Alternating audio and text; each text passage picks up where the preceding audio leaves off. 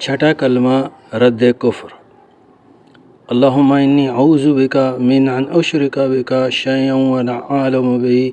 واستغفرک لما لا اعلم به تبت عنہ وتبرأت من الکفر والشرک والکذب والغیبۃ والبدعۃ والنمیمۃ والفواحش والبہتان والمعاصی کلها واسلمت واقول لا الہ الا اللہ محمد الرسول اللہ۔ اے اللہ، میں تیری پناہ مانگتا ہوں اس بات سے کہ میں کسی شے کو جان بوجھ کر تیرا شریک بناؤں، اور بخشش مانگتا ہوں تجھ سے اس شرک کی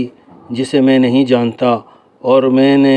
اس سے یعنی ہر طرح کے کفر و شرک سے توبہ کی